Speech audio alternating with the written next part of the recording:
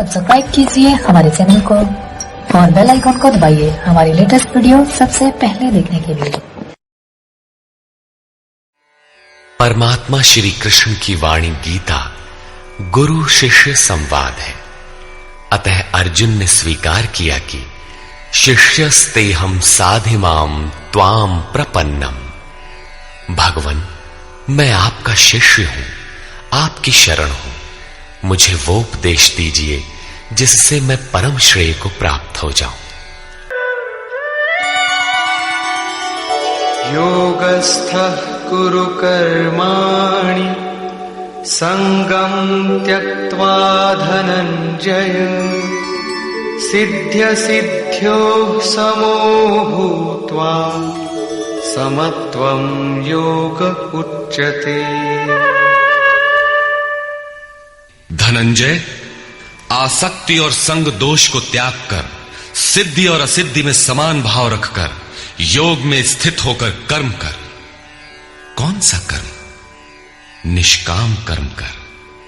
समत्वम योग उच्यते। ये समत्व भाव ही योग कहलाता है। विषमता जिसमें ना हो ऐसा भाव समत्व कहलाता है। रिद्धियां सिद्धियां विषम बनाती है, आसक्ति हमें विषम बनाती है। फल की इच्छा विषमता पैदा करती है, इसीलिए फल की वासना न हो फिर भी कर्म करने में अश्रद्धा ना हो। देखी सुनी सभी वस्तुओं में आसक्ति का त्याग करके प्राप्ति और अप्राप्ति के विषय में न सोचकर केवल योग में स्थित रहते हुए कर्म कर। योग से चित्त चलायमान न हो। योग एक पराकाष्ठा की स्थिति है और एक प्रारंभ की स्थिति भी होती है। प्रारंभ में भी हमारी दृष्टि लक्ष्य पर ही रहनी चाहिए। अतः योग पर दृष्टि रखते हुए कर्म का आचरण करना चाहिए। समत्व भाव अर्थात सिद्धि और असिद्धि में समभाव ही योग कहलाता है। जिसको सिद्धि और असिद्धि विचलित नहीं कर पाती, विषमता जिसमें पैदा नहीं होती, ऐसा भाव होने के कारण यह समत्व योग कहलाता है। ये इष्ट से समत्व दिलाता है, इसीलिए इसे समत्व योग कहते हैं। कामनाओं का सर्वथा त्याग है, इसलिए इसे निष्काम कर्म योग कहते हैं। कर्म करना है, इसलिए इसे कर्म योग कहते हैं। परमात्मा से मेल कराता है, इसलिए इसका नाम योग अर्थात मेल है। इसमें बौद्धिक स्तर पर ध्यान रखना पड़ता है कि सिद्धि और असिद्धि में समभाव रहे, आसक्ति न हो, फल की वासना न आने पाए। इसलिए यही निष्काम कर्म योग बुद्धि योग भी कहा जाता है। दूरेण ह्यवरं कर्म बुद्धि योगात् धनंजय बुद्धौ शरणमन्विच्छ कृपणाः फलहेतवः। धनंजय, अवरम कर्म, निकृष्ट कर्म, वासना वाले कर्म बुद्धि योग से अत्यंत दूर है। फल की कामना वाले कृपण हैं। वे आत्मा के साथ उदारता नहीं बरतते। अतः समत्व बुद्धि योग का आश्रय ग्रहण कर। जैसी कामना है वैसा मिल भी जाए तो उसे भोगने के लिए शरीर धारण करना पड़ेगा। आवागमन बना है तो कल्याण कैसा? साधक को तो मोक्ष की भी वासना नहीं रखनी चाहिए, क्योंकि वासनाओं से मुक्त होना ही तो मोक्ष है। फल की प्राप्ति का चिंतन करने से साधक का समय व्यर्थ नष्ट हो जाता है और फल प्राप्त होने पर वो उसी फल में उलझ जाता है। उसकी साधना समाप्त हो जाती है। आगे वो भजन क्यों करे? वहां से वो भटक जाता है। इसलिए समत्व बुद्धि से योग का आचरण करें। ज्ञान मार्ग को भी श्री कृष्ण ने बुद्धि योग कहा था कि अर्जुन, ये बुद्धि तेरे लिए ज्ञान योग के विषय में कही गई। और यहां निष्काम कर्म योग को भी बुद्धि योग कहा गया। वस्तुतः दोनों में बुद्धि का दृष्टिकोण का ही अंतर है। उसमें लाभ हानि का रिकॉर्ड रखकर उसे जांच कर चलना पड़ता है। इसमें भी बौद्धिक स्तर पर समत्व बनाए रखना पड़ता है, इसलिए इसे समत्व बुद्धि योग कहा जाता है। इसलिए धनंजय, तू समत्व बुद्धि योग का आश्रय ग्रहण कर, क्योंकि फल की वासना वाले अत्यंत कृपण हैं। बुद्धियुक्तो जहातीह उभे सुकृत दुष्कृते तस्माद्योगाय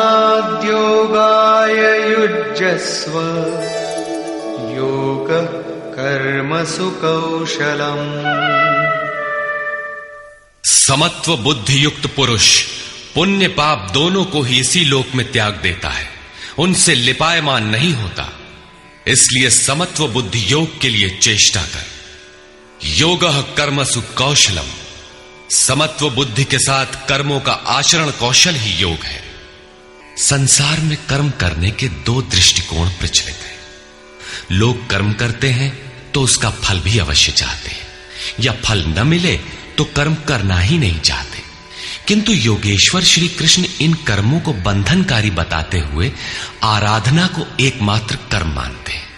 इस अध्याय में उन्होंने कर्म का नाम मात्र लिया। अध्याय 3 के 9वें श्लोक में उसकी परिभाषा दी और चौथे अध्याय में कर्म के स्वरूप पर विस्तार से प्रकाश डाला। प्रस्तुत श्लोक में श्री कृष्ण ने सांसारिक परंपरा से हटकर कर्म करने की कला बताई कि कर्म तो करो, श्रद्धा पूर्वक करो, किंतु फल के अधिकार को स्वेच्छा से छोड़ दो। फल जाएगा कहां? यही कर्मों के करने का कौशल है। निष्काम साधक की समग्र शक्ति इस प्रकार कर्म में लगी रहती है। फिर भी जिज्ञासा स्वाभाविक है कि क्या सदैव कर्म ही करते रहना है या इसका कुछ परिणाम भी निकलेगा? इसे देखें। कर्मजं बुद्धियुक्ता हि फलं त्यक्त्वा मनीषिणः जन्मबन्धविनिर्मुक्ताः पदं गच्छन्त्यनामयम्। बुद्धि योग से युक्त ज्ञानी जन कर्मों से उत्पन्न होने वाले फल को त्याग कर जन्म और मृत्यु के बंधन से छूट जाते हैं। वे निर्दोष अमृतमय परम पद को प्राप्त होते हैं।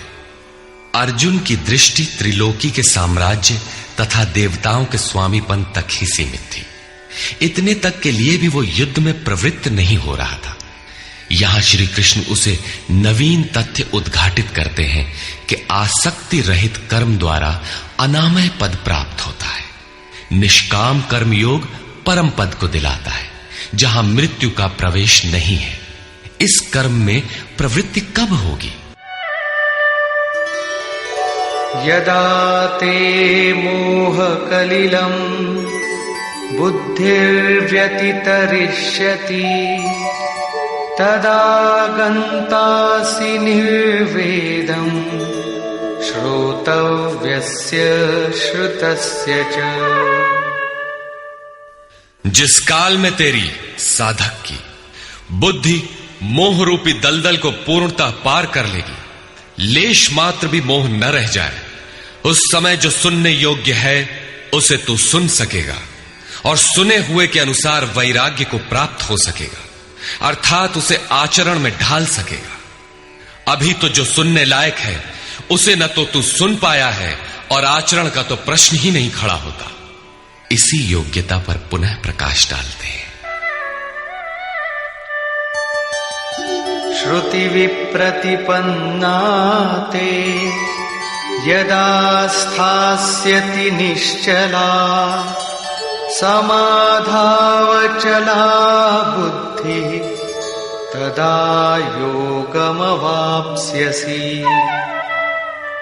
अनेक प्रकार के वेद वाक्यों को सुनकर विचलित हुई तेरी बुद्धि जब परमात्म स्वरूप में समाधिस्थ होकर अचल स्थिर ठहर जाएगी, तब तू समत्व योग को प्राप्त होगा, पूर्ण समस्थिति को प्राप्त करेगा, जिसे अनामय परम पद कहते हैं। यही योग की पराकाष्ठा है और यही अप्राप्त की प्राप्ति है। वेदों से तो शिक्षा ही मिलती है, किंतु श्री कृष्ण कहते हैं श्रुति विप्रतिपन्ना। श्रुतियों के अनेक सिद्धांतों को सुनने से बुद्धि विचलित हो जाती है। सिद्धांत तो अनेकों सुने, लेकिन जो सुनने योग्य है लोग उससे दूर ही रहते हैं। ये विचलित बुद्धि जिस समय समाधि में स्थिर हो जाएगी, तब तू योग की पराकाष्ठा अमृत पद को प्राप्त करेगा। इस पर अर्जुन की उत्कंठा स्वाभाविक थी कि वे महापुरुष कैसे होते हैं जो अनामय परम पद में स्थित है, समाधि में जिनकी बुद्धि स्थिर है। उसने प्रश्न किया। अर्जुन उवाच।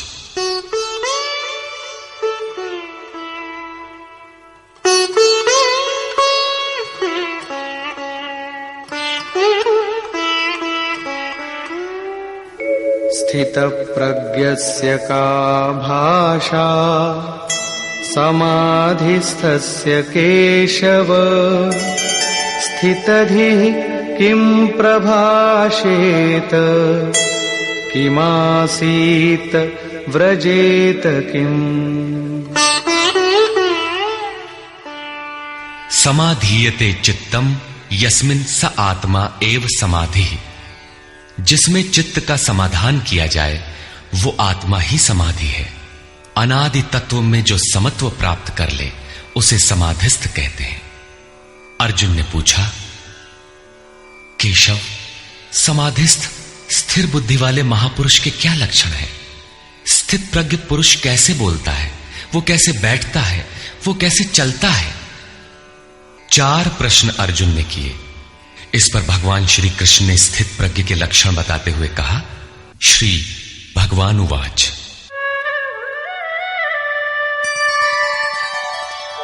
प्रजहाति यदा कामान् सर्वान् पार्थमनोगतान्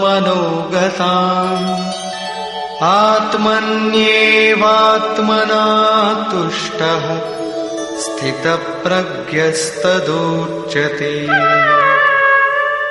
पार्थ, जब मनुष्य मन में स्थित संपूर्ण कामनाओं को त्याग देता है तब वो आत्मा से ही आत्मा में संतुष्ट हुआ स्थिर बुद्धि वाला कहा जाता है। कामनाओं के त्याग पर ही आत्मा का दिग्दर्शन होता है। ऐसा आत्माराम आत्मतृप्त महापुरुष ही स्थित प्रज्ञ है। दुःखेष्वनुद्विग्नमनाः सुखेषु विगतस्पृहः वीतरागभयक्रोधः स्थितधीर्मुनिरुच्यते। दैहिक, दैविक तथा भौतिक दुखों में जिसका मन उद्विग्न नहीं होता, सुखों की प्राप्ति में जिसकी स्पृहा दूर हो गई है तथा जिसके राग, भय और क्रोध नष्ट हो गए हैं, मननशीलता की चरम सीमा पर पहुंचा हुआ मुनि स्थित प्रज्ञ कहा जाता है। उसके अन्य लक्षण बताते हैं। यः सर्वत्रानभिस्नेहः तत्तत्प्राप्य शुभाशुभम् नाभिनन्दति न द्वेष्टि तस्य प्रज्ञा प्रतिष्ठिता। जो पुरुष सर्वत्र स्नेह रहित हुआ, शुभ अथवा अशुभ को प्राप्त होकर न तो प्रसन्न होता है और न द्वेष करता है, उसकी बुद्धि स्थिर है। शुभ वो है जो परमात्म स्वरूप में लगाता है, अशुभ वो है जो प्रकृति की ओर ले जाने वाला होता है। किंतु स्थित प्रज्ञ पुरुष अनुकूल परिस्थितियों से न प्रसन्न होता है और न प्रतिकूल परिस्थितियों से द्वेष करता है, क्योंकि प्राप्त होने योग्य वस्तु न उससे भिन्न है और न पतित करने वाले विकार ही उसके लिए है। अर्थात अब साधन से उसका अपना कोई प्रयोजन नहीं रहा। ऐसा व्यक्ति स्थित प्रज्ञ कहा जाता है। यदा संहरते चायं कूर्मोऽङ्गानीव सर्वशः इन्द्रियाणीन्द्रियार्थेभ्यः तस्य प्रज्ञा प्रतिष्ठिता। जिस प्रकार कछुआ अपने अंगों को समेट लेता है, ठीक वैसे ही ये पुरुष जब सब ओर से अपने अंगों को समेट लेता है तब उसकी बुद्धि स्थिर होती है। खतरे को देखते ही कछुआ जिस प्रकार अपने सिर और पैर समेट लेता है, ठीक इसी प्रकार जो पुरुष विषयों में विचरती हुई इंद्रियों को सब ओर से समेटकर हृदय देश में निरोध कर लेता है, उस काल में उस पुरुष की बुद्धि स्थिर होती है। किंतु ये तो एक दृष्टांत मात्र है। खतरे का एहसास मिटते ही कछुआ तो अपने अंगों को पुनः फैला देता है। क्या इसी प्रकार स्थित प्रज्ञ महापुरुष भी विषयों में रस लेने लगता है? इस पर कहते हैं, विषया विनिवर्तन्ते निराहारस्य देहिनः रसवर्जं रसोऽप्यस्य परं दृष्ट्वा निवर्तते। इंद्रियों द्वारा विषयों को न ग्रहण करने वाले पुरुषों के विषय तो निवृत्त हो जाते हैं, क्योंकि वे ग्रहण ही नहीं करते, किंतु उनका राग नहीं निवृत्त होता, आसक्ति लगी रहती है। संपूर्ण इंद्रियों को विषयों से समेटने वाले निष्काम कर्मी का राग भी परम दृष्टवा, परम तत्व परमात्मा का साक्षात्कार करके निवृत्त हो जाता है। महापुरुष कछुए की तरह अपनी इंद्रियों को विषयों में नहीं फैलाता। एक बार जब इंद्रियां सिमट गईं तो संस्कार ही मिट जाते हैं, पुनः वे नहीं निकलते।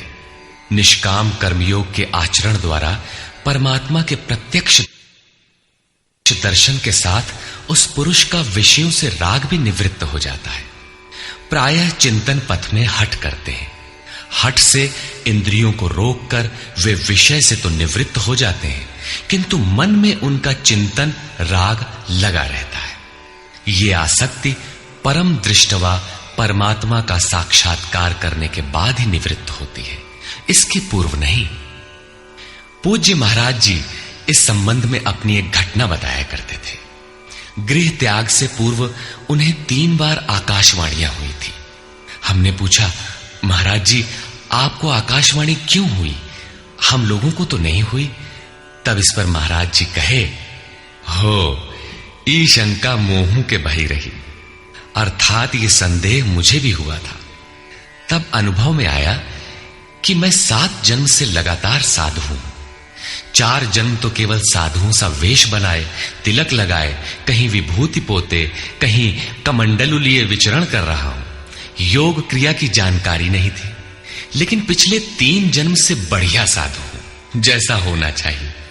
मुझ में योग क्रिया जागृत थी।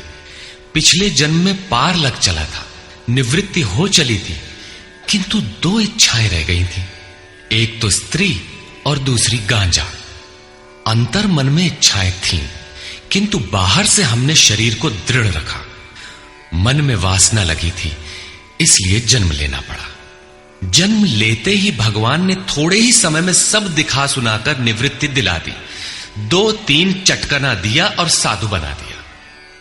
ठीक यही बात श्री कृष्ण कहते हैं कि इंद्रियों द्वारा विषयों को न ग्रहण करने वाले पुरुष के भी विषय तो निवृत्त हो जाते हैं, किंतु साधना द्वारा परम पुरुष परमात्मा का साक्षात्कार कर लेने पर वो विषयों के राग से भी निवृत्त हो जाता है। अतः जब तक साक्षात्कार न हो कर्म करना है। इंद्रियों को विषयों से समेटना कठिन है। इस पर प्रकाश। सब्सक्राइब कीजिए हमारे चैनल को और बेल आइकॉन को दबाइए हमारी लेटेस्ट वीडियो सबसे पहले देखने के लिए।